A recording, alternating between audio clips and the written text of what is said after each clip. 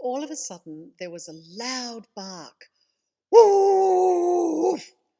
It was Godot galloping along the beach in the water, and out of it, in the water and out of it, spraying sand and surf over everyone near the water's edge.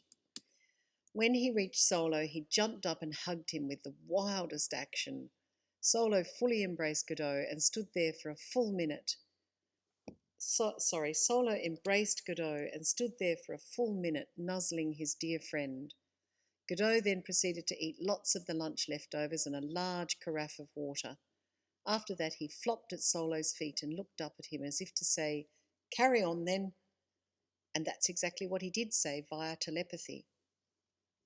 "Carry on then."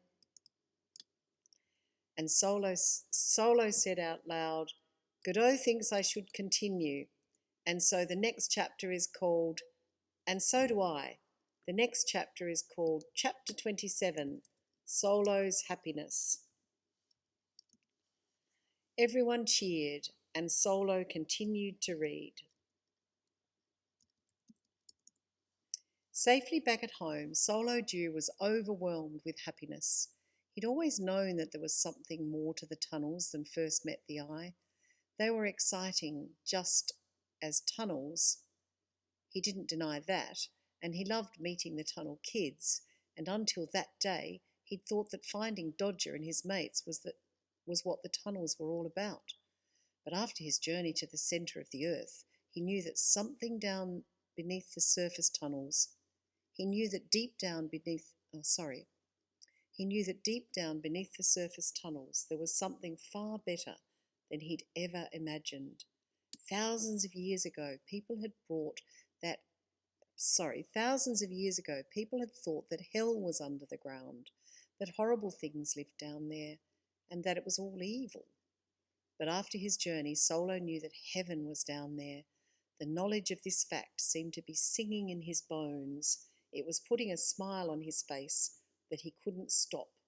Solo badly wanted to tell Toll, but first he needed to write it down before he forgot even a single moment. He was meeting up with Toll at 4 o'clock, so that'd be soon enough to let him know what had happened. The tunnel kids would also love to know about it. Surely they'd answer his messages to talk about that. He half wondered if they'd even believe him. Maybe he and Toll could go back down under the university well to try and find Godot again. Solo was pretty sure he could remember the way. Toll and he had been training themselves to keep map records in their heads in case they couldn't get pen and paper together and in case their device drawing programs didn't work. Solo grabbed his diary and wrote furiously for over an hour. He wanted to get it all straight so he could surprise Tilly that night. Solo was on top of the world. At least he was until Toll didn't turn up at 4 o'clock and the tunnel kids didn't answer Solo's messages. At dinner, Nell was upset with Toll. "Where is he?" she asked. "Why wouldn't he come home for dinner? Did you remind him?" "Of course," said Solo. Nell looked worried. Solo telepathed his brother again. "What's going on? Mum's really worried. You'd better come home. Mapping the deep isn't that important." Solo had no idea that his little brother had disappeared the day before when he went to find his magic jacket. The fact that this was the first time Toll had